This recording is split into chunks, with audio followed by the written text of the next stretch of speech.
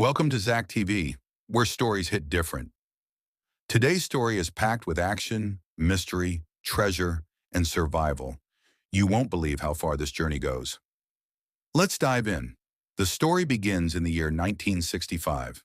The Civil War going on inside America was now in its last stages. Then we see a captain with a gold coin in his hand. He was getting many boxes filled with such coins loaded into a ship. CSA was written on these boxes. Then suddenly he was attacked. But the captain quickly brought the ship into the water and switched off all the engines so that no one could spot his ship in the darkness. And this is exactly what happened. He escaped from the enemies. Now the story reaches present time where Dr. Sophia is sitting in a WHO van in Las Vegas, Africa. A disease has started spreading rapidly in the city. After examining a patient, it is discovered he's suffering from an unknown disease. The patient's mother says he had traveled to Mali with his father. Now Sophia wants to investigate this further. But her senior warns it's dangerous due to ongoing civil war in Mali. A masked man watches the doctors from a distance. Later, Sophia goes to visit the patient's father at a lighthouse. He has already died from the disease. Suddenly, the masked man attacks Sophia, but a man boating nearby saves her. In the chaos, the masked man escapes with her medical bag. Sophia wakes up aboard a ship named Noma, owned by treasure hunters. The man who saved her is Doug. The ship's owner, Almora, asks Doug to prepare a valuable African statue for a museum event. At the event, Doug meets a Nigerian dealer who shows him a CSA coin, the same as the ones on the missing ship from 1965. Doug is thrilled. He believes the wreck might be in Mali. Also attending the event is James, owner of the mascot company, which funds treasure hunts and has influence in Mali. Sophia asked for his help to go there, and James agrees. Doug, Sophia, Jack, another doctor, and two others head to Mali. Once in Mali, the group splits. Doug visits the house of the man who found the coin, but learns he's dead. At a mosque, Doug gets information from old records about a mysterious ship that arrived long ago and disappeared. They move towards Jav City, hoping to trace the ship's path.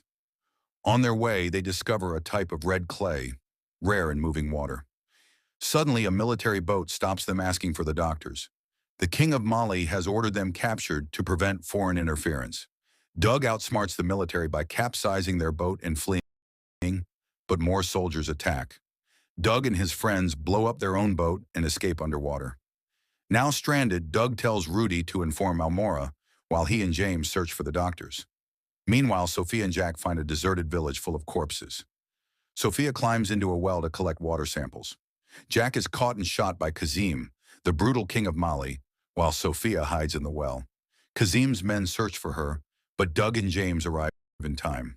They escape and reach another remote area where they are captured by horsemen of King Godgo. Sophia explains the disease situation. After verifying that their village water is poisoned, Godgo allows them to stay. Sophia confirms the poison is man-made. The king supports her and asks for the source to be found. Meanwhile, James discovers ancient paintings showing the CSA ship buried under a now dry riverbed. The trio begins their search and spots a fort near the old river path. Near the fort, they find a mascot company solar plant, odd in a deserted area. They sneak in and find the plant producing radioactive chemicals.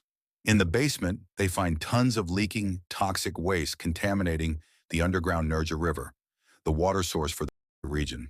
Back in the U.S., Almora and Rudy show this evidence to the American embassy.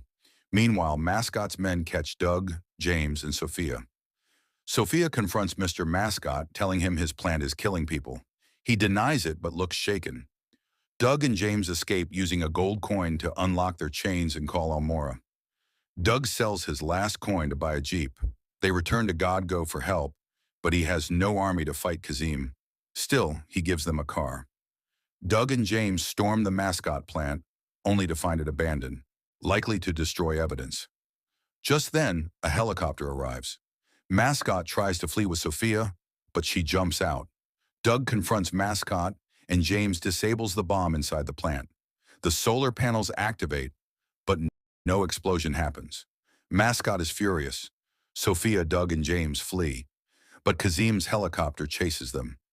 James throws explosives out, causing huge blasts and revealing the buried CSA ship beneath the sand. They hide inside the ship, but Kazim's men surround them. Inside, they find gold coins still intact and an old cannon.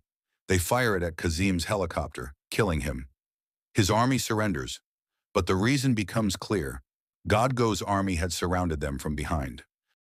Back in the US, an undercover agent poisons Mascot's drink with the same chemical he dumped into Molly's water, ensuring poetic justice. In the end, Doug and Sophia stay together. Doug leaves the treasure for Godgo and his people, believing it belongs to those who suffered the most. What a wild ride: disease, danger, lost treasure, and one epic cannon shot. What shocked you the most? Tell us in the comments.